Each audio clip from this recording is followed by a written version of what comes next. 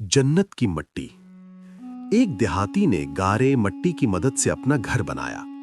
घर में उसने छोटी सी 7 मुसल्लों की मस्जिद भी बनाई, क्योंकि उसके 7 बेटे थे। तामीर मुकम्मल हुई तो उसने अपने बेटों को बुलाया और कहा कि मैं चाहता हूं कि मस्जिद की लिपाई जन्नत की मट्टी से करूं। तुम सब भाई जाओ और जन्नत की मट्टी तलाश करके लाओ। बेटे परेशान हो गए कि जन्नत की मट्टी से कहां से लाएं। बाप का हुक्म था।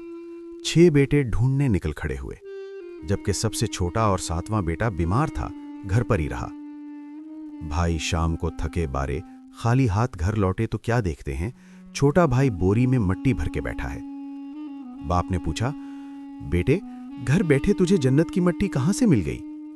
बेटे ने कहा, सारा दिन मां के पीछे पीछे फिरता रहा। जहां जहां वो कदम रखती थी वहां वहां से मिट्टी उठा उठा कर जमा करता रहा। ये वही मट्टी है। मौला अली का एक वाकया।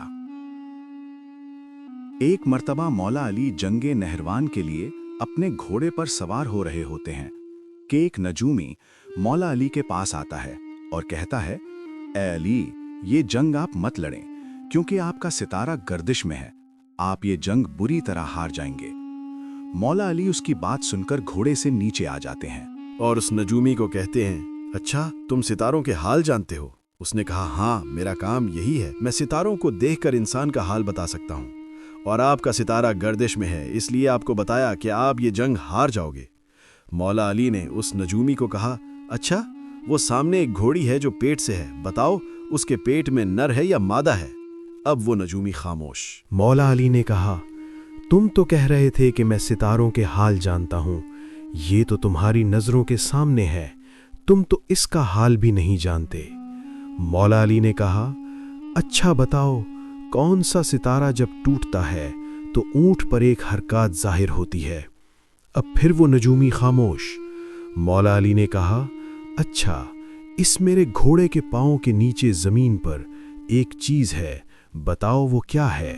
नजूमी खामोश। मौला अली ने कहा, तुम आसमान के तो क्या, जमीन पर तुम्हारी नजरों के जो सामने है वो भी नहीं जानते।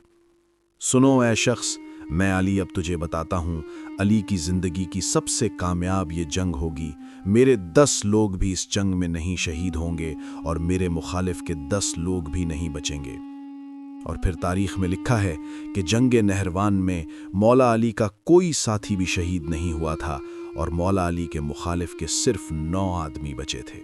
अच्छी मौत की निशानी।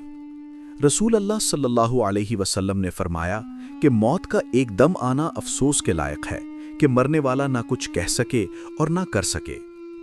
आप सल्लल्लाहु अलैहि वसल्लम के ज़माने में कोई आदमी बैठा हुआ एकदम मर गया तो किसी ने कहा, क्या अच्छी मौत मरा है, ना कोई बीमारी देखी और ना कुछ जान निकलने की तकलीफ हुई। हुजूर सल्लल्लाहु अलैहि वसल्लम इसका ये कहना मालूम हुआ तो आपने उस आदमी से फरमाया कि तेरे पास क्या सबूत है कि अचानक एकदम मरने से उसको तकलीफ नहीं हुई?